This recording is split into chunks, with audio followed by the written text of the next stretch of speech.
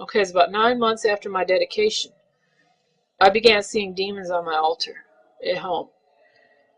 And later on, I heard Satan. I heard his voice. And he told me to be confident in myself. Because I was basically in a lot of, being influenced like online and that. I was listening to a lot of like, what other people are saying and stuff that really aren't Satanists or something like that. And not what I knew in my heart, my own experiences. And I find that a lot of our own people in Joy of Satan, our members, aren't confident enough. You have an experience or something. Just because somebody else may not understand that experience, or may not have had an experience like that, or can't comprehend an experience like that, that does not make you wrong. That does not make you, you have to have confidence in yourself, your experiences. What have you experienced as an individual? And that's important, because there's no right or wrong there. But anyway, I saw Satan, it was probably in May the following year. So, I mean, a lot of people are impatient and they expect Satan to just appear to them. I was surprised because I never thought I'd see him. I never expected to see him, but I've worked very hard for him, and he's always been supportive of me. As I was going through trying times, he was there for me every day, and that says a lot. He's really a wonderful God, and this is not an easy path, okay? I mean, this isn't... The Christians are the biggest liars in the world. Of course, we know that, but they talk about, the road to hell is broad, type of deal, or, this type of thing. It really isn't. We're discriminated against, and all kinds of different things. We don't have any, we have very little support. One thing really upset me is a while ago, a few years ago, I read about a man who was a Satanist, and out of fear and out of pressure from his family before he died, he turned to that filthy Nazarene. And I mean, that man had no support. He had nobody to turn to. And of course, these Christians, they score another point, when one of our people accepts their lies out of extreme pressure. A lot of our people, I noticed, having psychic experiences where they're feeling uneasy, or they're doubting, their Satanism, or they feel fear, that type of thing. Some Christian or a group of Christians is obviously praying for them.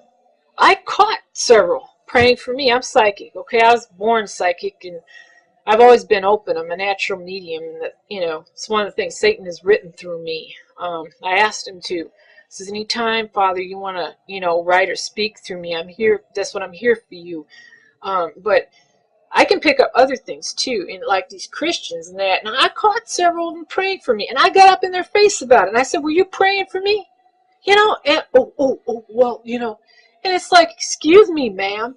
But, I've given my soul to Satan, and I am happy. And this is my choice. This is my free will, and it is my soul. And, usually, I mean, you confront them enough, they're going to stop.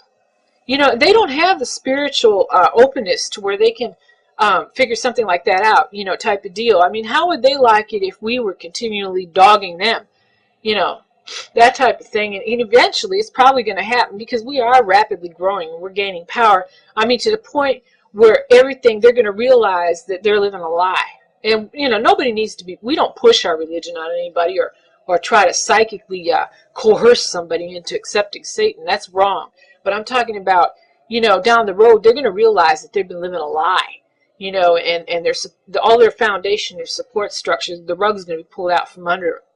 But there's so much in Satanism that takes patience, and you really need to open your mind, and the most important thing that you can do after your dedication is to get yourself in a power meditation program. And even for people who are busy, and I know it's hard, it isn't hard to do void meditation like if you're at work or something. Just pay attention to what you're doing. Concentrate on what you're doing.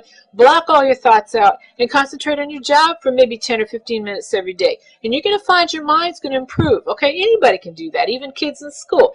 I hear teenagers, and I understand it's very hard for satanic teenagers to live in Christian homes. And I mean, there's so much that they can do with their mind. like build an astral temple. I mean, before you go to sleep at night or something, if it's quiet or that, they don't know you're asleep. You can do, squeeze in maybe 5-10 minutes of meditation. It's better than doing none, and they can also practice concentrating. Concentrate on the here and now. That's your void meditation.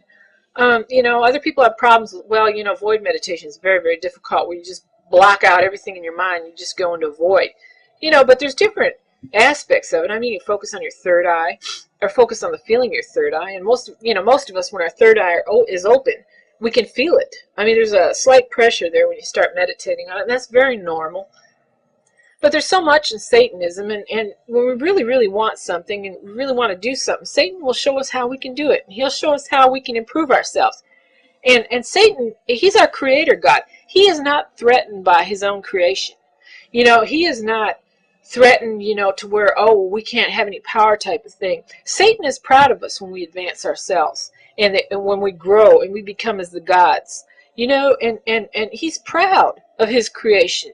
It's the enemy who hates us. It's the enemy who fears us. It's the enemy who tries to seal up, our knowledge and our chakras, our mind, this type of thing, because we're a threat, And I mean, it's so obvious, then they put these lies in front of us that they have the audacity to call religion, and there's nothing there. It's just material. There's nothing spiritual there, but they're going to try and say that that's spiritual. But for those of you, who are new to Satanism, or you just done your dedication or whatever, be patient. Be patient, be open. I didn't even expect anything. Like I said, I was very surprised that Satan even appeared to me. I mean, I felt honored, and I'm very honored that I see him regularly. And he those of us who are really, really dedicated and who work for him on a regular basis, he's there for us. He's always there for us, and we will see him. Those of you who are new or whatever that want to follow this path, and it's a hard road. Like I said, we're discriminated against. We don't have the support. I mean, we do now a little bit in the groups and that, but we don't have in every town where we can go to a satanic temple. And a basic satanic temple should be a place of learning, and also where we do group meditations and type of thing like that, as well as rituals. But rituals to Satan, to honor Satan. But I mean, we have a hard road. The road to hell is very hard in a lot of ways. We're expected to advance ourselves. With the other right-hand path religions, they basically teach abstinence. Satan is the god of indulgence and also the god of doing. I mean, the more you do, the more you can do. We're expected to advance our souls. We're expected to transform ourselves in the sense, spiritually, to where we have some serious power. We're expected to, demons will help us out when we're new. Like we got some problems with, some enemy down the street. I've seen all kinds of things, I'm telling you. I mean, people that have gotten on my case real bad. I mean, they've met with disaster in a lot of my personal life and that, and I'm sure a lot of you can say the same thing, about your own personal lives, enemies and that. When you first, after you've done the dedication, you get demons to look out for you and protect you and punish your enemies. But a lot of it, we're expected, as we evolve in power, we're expected to handle a lot of things on our own. And I mean, we're expected, Satan tells us, well, we got some problems, so we can heal this ourselves.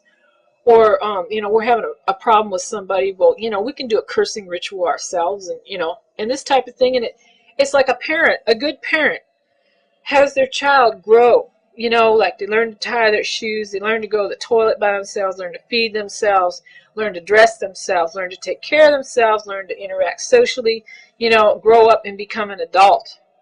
Okay, and it's like Christianity, that thing or whatever they call God, keeps his deluded ones in cages. They never advance and they never evolve. But Satan is, he's our father, he's a good parent to us, and we're expected to evolve spiritually. And this is something new for a lot of people. But in closing here, power meditation is very important, and just even doing a little bit every day is better than doing nothing. And hail Satan.